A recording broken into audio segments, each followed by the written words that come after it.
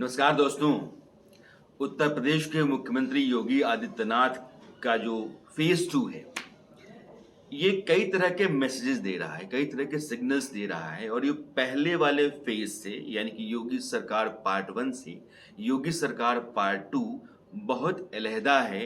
इसके मैसेजेस अलग हैं और इसकी इमेज बिल्डिंग का प्रोसेस जो है वो भी अलग है। और 5 साल का जो वक्फा है, ये पूरा कार्यकाल जब पूरा होगा तो आप देखेंगे कि योगी आदित्यनाथ पार्ट 2 एक अलग तरह का चमकदार, ताकतवर, असरदार युग होगा। एक मुख्यमंत्री का 5 साल का अलग पहले से कैसे है, ये समझना बहुत जरूरी है। लाउड स्पीकर को लेकर के महाराष्ट्र में बड़ा बवाल है और नतीजा ये है कि एक सांसद और उसके विधायक पति दोनों जेल में हैं, क्योंकि हनुमान चालीसा का पाठ मुख्यमंत्री के घर के सामने करने का ऐलान करने के बाद उस मामले को सरकार ने इस तरीके से लिया कि वो राष्ट्रद्रोह, देशद्रोह हो गया। और देशद्रोह के मुकदमे में दोनों पति पत्नी अंदर हैं, कारण लाउड स्पीकर। कहा यह गया कि अगर लाउड स्पीकर मस्जिदों से इसी तरीके से चलते रहते हैं और अजान इतनी ऊंची आवाज में आती है कि लोगों को परेशानी होती है, तो फिर मस्जिदों के आगे हनुमान चालीसा का पाठ किया जाएगा। यह बात राज ठाकरे ने भी कही और 3 मई की तारीख उन्होंने मुकर्रर कर रखी है कि 3 मई तक अगर मस्जिदों से लाउड स्पीकर नहीं उतरे या उनका वॉल्यूम नीचे नहीं किया गया तो हनुमान चालीसा का पाठ मस्जिदों के सामने किया जाएगा। और ऐसी ही बात नवनीत राणा ने भी की।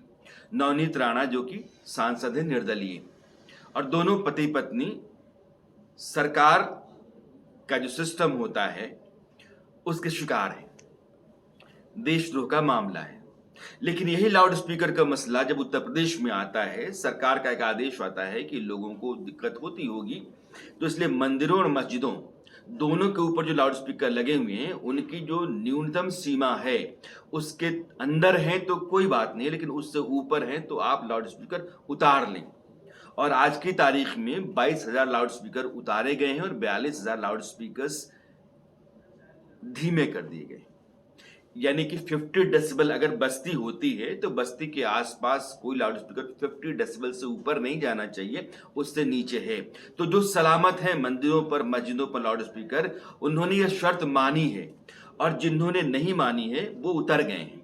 लेकिन कहीं कोई आक्रोश नहीं है, कहीं कोई टकराव नहीं है, कहीं कोई कानून व्यवस्था का संकट नहीं है। यह आसानी से हो गया और यह आसानी से हो जाने ने योगी सरकार को देश के कई राज्यों में चर्चा के बीच ला दिया। अब राज ठाकरे भी महाराष्ट्र में ये कह रहे हैं कि योगी सरकार ने जो कुछ किया है वह प्रशंसनीय है, तारीफ के काबिल है। उद्धव ठाकरे की सरकार ऐसा नहीं कर पा रही है। उस सरकार पर उन्होंने एक सवालिया निशान खड़ा किया है। लेकिन सिर्फ बात लाउड स्पीकर की नहीं है। मैं चूंकि योगी सरकार फेज 2 के मैसेजेस और उनके फैसलों के आसपास रह करके आपको ये बताना चाहता हूं कि यह दौर जो है यह अलहदा है। यह संतुलन है कि अगर मंदिरों से लाउड स्पीकर उतर रहे हैं तो मस्जिदों से भी उतर रहे हैं। ये नहीं है कि मस्जिदों से ही उतारे जाएंगे, मंदिरों से नहीं उतारे जाएंगे। अभी ये खबर मैंने पढ़ी कि अयोध्या में एक मस्जिद के सामने विस्फोटक किस्म की सामग्री लिखने में, यानी कि भड़काऊ सामग्री या पर्चा गिराने, चिपकाने के आरोप में कई लोगों को गिरफ्तार किया गया है। उनके ऊपर मुकदमा दर्ज किया जा रहा है। वो सारे के सारे हिंदू हैं। यह जो 1 महीना पूरा हुआ सरकार का, उस 1 महीने में मुख्यमंत्री ने आदेश दिया कि 18 मंडलों में 18 टीमें जाएंगी और वह टीमें जाकर के कानून व्यवस्था की स्थिति का जायजा लेंगे। सिर्फ इसलिए नहीं कि वहां कानून व्यवस्था की स्थिति कैसी है, इसलिए कि महिलाओं का जो मसला है, महिलाओं की सुरक्षा का जो मुद्दा है वो कैसा है, जो बाल यौन शोषण का मसला है उसकी स्थिति उस जिले में कैसी है या उस मंडल में कैसी है, जो SC/ST के मामले हैं उन्होंने दर्ज कराए हैं तो उनकी रफ्तार कैसी है, उस पर जांच कितनी चली है, उस पर फैसला कितना हुआ है, प्रशासन उसको लेकर कितना चुस्त दुरुस्त और तेज है। तो इस तरह के जो मसले हैं जो उस तबके के हैं जिन तबकों की बात शायद कम सुनी जाती थी या उसको दबा दिया जाता था, फाइलें धूल फांकती रहती थी, वो महिलाओं के शोषण का मामला हो, बच्चों के शोषण का मामला हो, शेड्यूल कास्ट का मामला हो, शेड्यूल ट्राइब का मामला हो, इन सब मसलों को सरकार और सिस्टम यह दोनों हाशिए पर रखा करते थे। अब ये दोनों प्रायोरिटी प्राथमिकता में है। इसको समझना बहुत जरूरी है। चीजें बदल रही हैं। मंत्रियों का ग्रुप बनाया गया। मंत्रियों के ग्रुप को कहा गया कि आप जाकर के और जिलों में ठहरेंगे, जो सर्किट हाउसेस होते हैं उसमें आप रात गुजारेंगे और रात गुजारने के बाद देखेंगे जिलों की स्थिति कैसी है। क्योंकि आप बाहर हैं, लोगों के संपर्क में होंगे, आप होटल में नहीं रहेंगे, आप रेस्तरां में नहीं रहेंगे, आप जो सरकारी आवास होता है विश्रामालय, आप वहां विश्राम करेंगे। तो रात्रि विश्राम के दौरान आप जिले के हालात के बारे में जानेंगे, लोगों से संपर्क करेंगे, प्रशासन के संपर्क में आप रहेंगे। तो शासन, प्रशासन और जनता तीनों के बीच में संवाद होगा, तो उस संवाद से बहुत सारी चीजें साफ होंगी और उसकी रिपोर्ट मुख्यमंत्री दफ्तर को चाहिए। इसके अलावा जो पिछली बार की शिकायत थी कि जितने विधायक हैं या सांसद हैं उनसे जो जिला के प्रशासनिक अधिकारी हैं वो संपर्क में नहीं रहते हैं, उनकी बात नहीं मानते हैं, अकड़ में रहते हैं, तेवर में रहते हैं, यह बात मुख्यमंत्री ने इस बार दरकिनार की है। डीएम और एसपी को उन्होंने ताकीद की है कि आपको जो जनप्रतिनिधि हैं उनके संपर्क में रहना है। अगर आपको फोन गया है और आपने फोन नहीं उठाया किसी कारण से तो आपको कॉल बैक करना है और उनकी जो शिकायतें हैं या उनके जो सुझाव हैं उनको प्राथमिकता में लेना है, लेकर के उनका निपटारा करना है।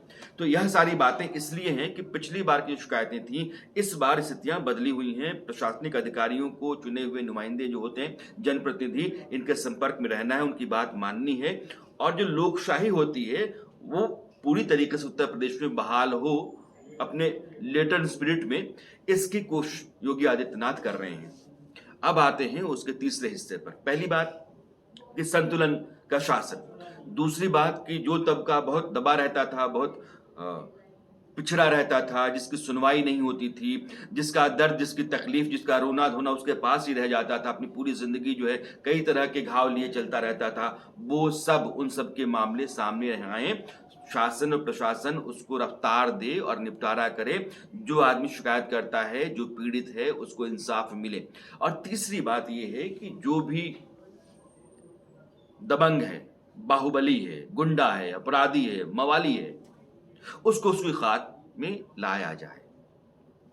गाजियाबाद में उस्मानपुरा एक इलाका है, 60 बीघे के तालाब पर उस्मान ने, जो समाजवादी पार्टी का नेता रहा है, दबंग माना जाता रहा है, उसके सामने मैंने देखा कि शासन प्रशासन को की बोलती बंद हो जाया करती थी। उस पूरे 60 बीघे के तालाब को भर करके उसने बस्ती बसा दी, उसका नाम उस्मानपुरा रख दिया।